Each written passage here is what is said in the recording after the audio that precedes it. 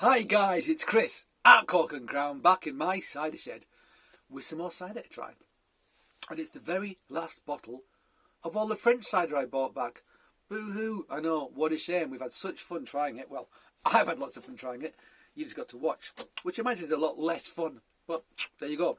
And it's not a small producer. It's not a small producer. I ended up leaving a big producer to last because I wanted to try all the small producers. So I banged through them and then I had this one left. But it's Breton. It's IGP. So it has some protections. It's not an AOC or an AOP, but it has some protections. It's an IGP. It is Le Brun. We've had some of their stuff before. I think we did a Normandy cider from these guys and some other stuff as well. Quite a big company. I mean, it started in the 50s, I think. Yeah, I think Le Brun's the surname of the guy who set up the business. They're quite large now. I think they might still be independently owned. But yeah, so they get their IGP, so their apples come from a specified region, but it's not their own orchards. And it can be region, it's quite a large area of 100 kilometres in diameter or something possibly. So it's quite a big area you can get it from, but there is some limitations to what you can do. I think it has to be full juice, I think it has to be pasteurised, I think it has to be caved, etc. So no, it has to tick certain boxes. But Cidre Fermier Brut standard, so farmhouse dry cider. But as we know, dry in France means above 4.5%. And this is 5.5%. This is a bit of a beast. Now, the thing that I think I learnt from trying Normandy and Breton ciders was I feel like the Breton ciders tend to have a little bit more dryness. And certainly if you go into places like Cornwall in Brittany, much more bitterness, much more bitter tannins, which is something I hadn't really noticed before, or realised before. And I've now discovered that there's another northerly region in Normandy called, I think it's called Contenton or something like that, which I didn't know existed. It's relatively new AOC right at the top. I want to try and get hold of some of that stuff to try it, because apparently that stuff gets super dry, extra dry. In fact, I think extra dry is something that's associated purely with their AOC and none of the others. So that's something that we're going to have to try and get hold of and taste. But we don't have that now. We have this Cidre Fermier Le Brun from Brittany. It's Breton. Let's open it up and give it a whirl. To be fair, even their sort of large production stuff is still of a pretty good standard compared to the mass-produced stuff that we get in this country. I mean, the stuff from France kicked its ass. I mean, it simply does. It kicked its ass. There's no getting around it.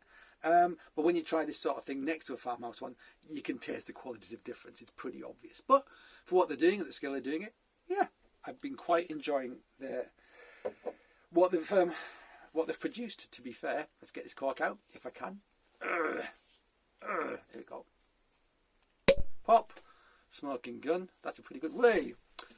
On the floor, my very, very sticky floor. Let's pour some out. So expect it to have a bit of colour. So 5.5, which means a relatively large amount of sugar has been turned to alcohol to get that sort of level of alcohol, 5.5. So one assumes it will be brut, drier, if you like.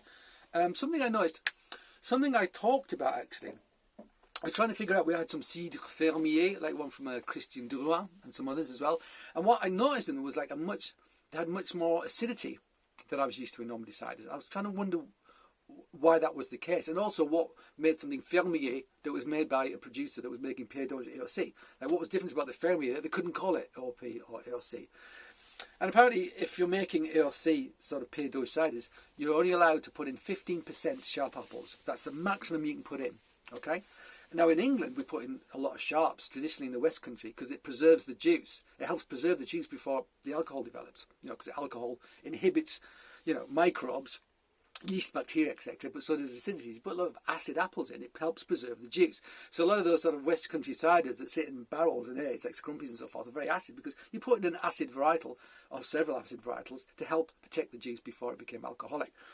So I'm wondering if these farmhouse ciders in France did the same thing. They put more acid apples in to help protect the juice over a longer period of time for stuff that we'd be drinking on the farm. Don't know if that's the case, but I did notice the Fermier ones did seem to have bolder acidity than the AOP, AOC ones. So I was wondering if it was that was a differential. They were actually putting in more acid apples than 15%, which was the allowable proportion. Blah, blah, blah. Anyway, these are the sort of things I think about. Right, shall we sniff it? Yeah, let's. Reasonably delicate, but it does smell like a sautéed apple, in butter and sugar. Very delicately, but it is there. It is there for sure. It smells like a keyed cider. It's quite a delicate smell, quite a delicate keyed cider, and there's almost like an alkaline quality to it as well. Hints of something. But yeah, smells fine. Smells fine. Did we look at the colour? Did I shortchange you? I think I did. There's the colour. You are now not shortchanged. Very pale amber is what I want to call that. Let's try it.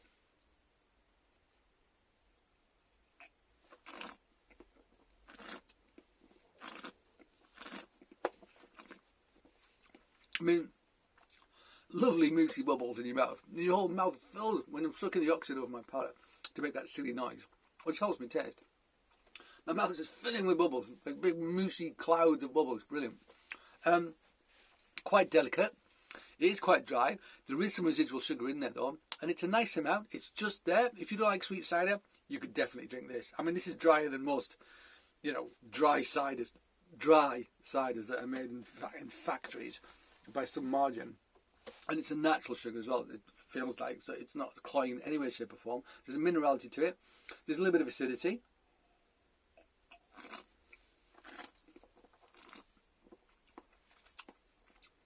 Delicate astringency, not large.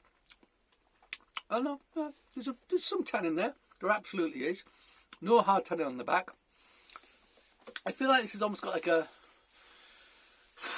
banana, green banana element to it as well, which is fine. What do I think about this? It's absolutely fine. It's totally quaffable. It's absolutely drinkable. I don't mind it at all. If I was going to equate it to something from England, I'd almost say like the Weston's Wildwood or the Thatcher's Rascal.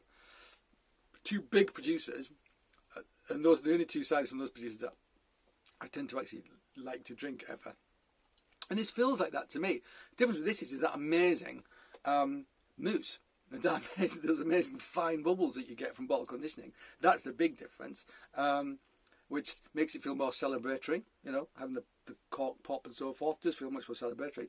But this is perfectly decent cider for what I paid for it, which was basically bugger all. It's great. I mean, comparatively speaking to what you get for the same price from a factory in England, it's really good value. It's excellent. Yeah, I think people who like sweet ciders could probably get away with this, and people who don't like sweet ciders could probably get away with this as well.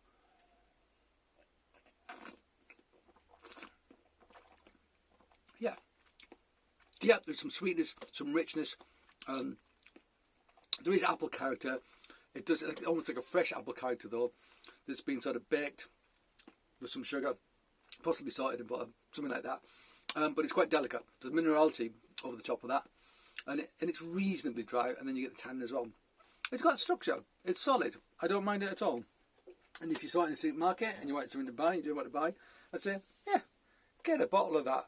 If you want something that's quaffable, it's got something interesting going on and it's quaffable, yeah, go for this. Absolutely. So there you go, guys. Thank you for joining me in my shed again. Why do you keep doing it? That's what I keep asking myself. I'll ponder that. But in the meantime, do come back and see me again. And until then, cheers.